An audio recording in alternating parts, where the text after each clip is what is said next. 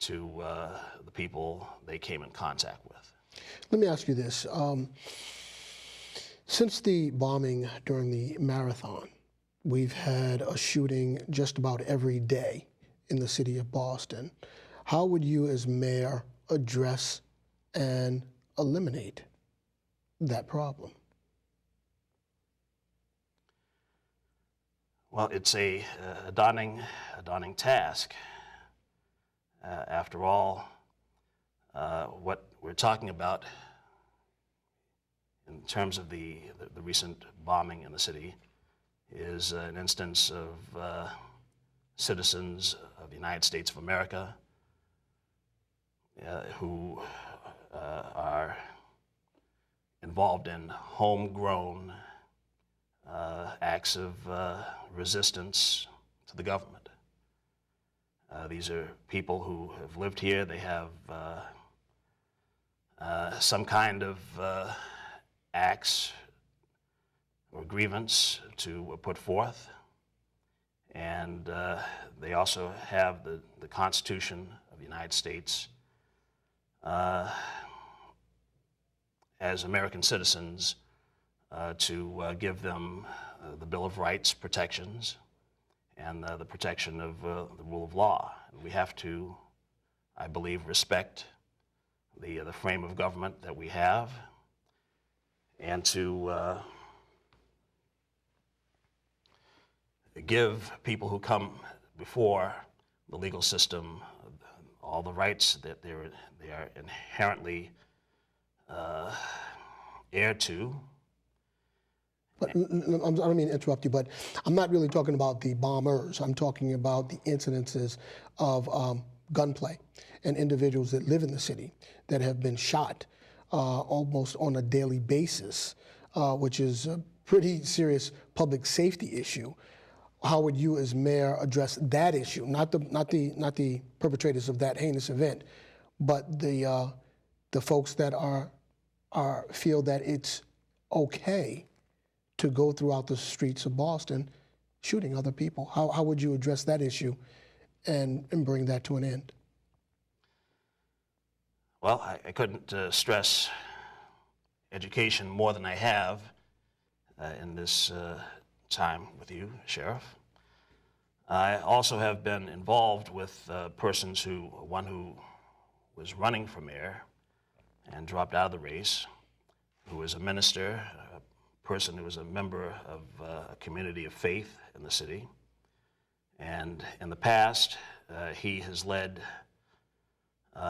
members of his congregation and like-minded people in the neighborhood to simply be available to people who,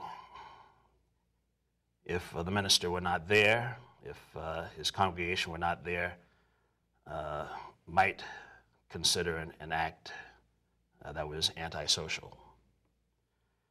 And there have been these walks going on throughout the city. I know of a priest who also has done this important function of simply giving people an alternative to violence, a way to reason and to deal with any grievances they have. I have to tell you that I've never been approached in my life by organized crime. I've lived a somewhat sheltered life. Nevertheless, I believe that it exists, and I've been with this minister on walks in the past.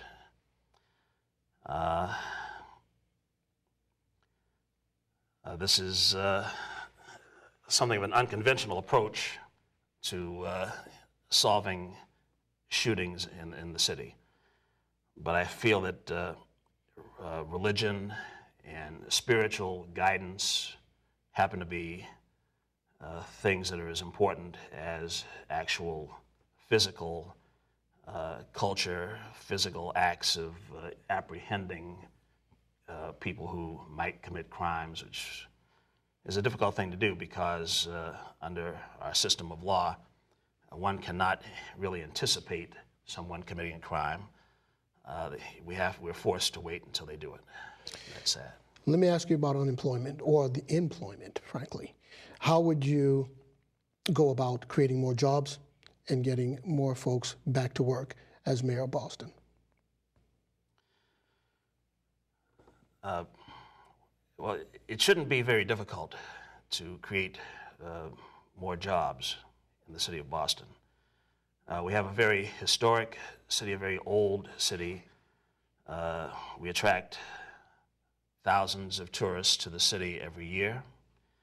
And because of that, I don't think that we need to advertise our presence here. We have many museums, many important colleges, universities, hospitals. And because of that, I think many companies look to Boston as a place to locate their workforce. And also because of the school system such as it is, and as it is going to be improved by the next mayor, if not the current one. Once it is demonstrated that we are serious about creating a world-class educational system, that would, of course, be that would encourage companies, businesses to come to Boston. We already have a transportation system which is very, very good. And there's a lot of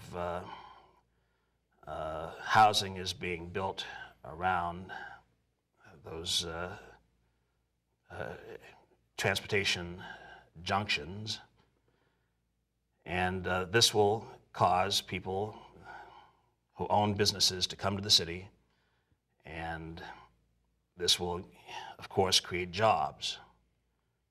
More businesses, more jobs, and with an emphasis on the things that those businesses will be looking for.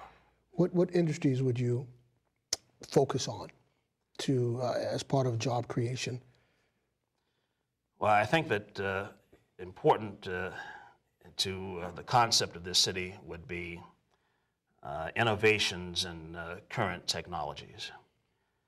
I know that we are doing very well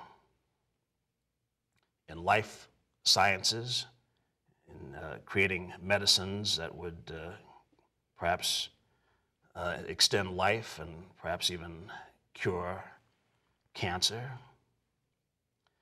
I think that that would be an area that is already being addressed. But I would also hope that it's easy to see that there's construction going on everywhere in the city right now, and we need to make sure that the citizens of Boston get their fair share of the jobs that these businesses, these construction companies have to offer. So we have just about 60 seconds left. So what I'd like you to do is to look into this camera right here and talk to the voters and tell them why they should give you their vote for the office of mayor of Boston. Well, citizens of Boston, I know that in the past 30 minutes you've heard some degree of what I'm about. I'm also a Republican. I need to mention that. It's very important to my self-concept that people be self-reliant and be self-sufficient as much as possible. But that doesn't mean that I cannot see the other point of view as well.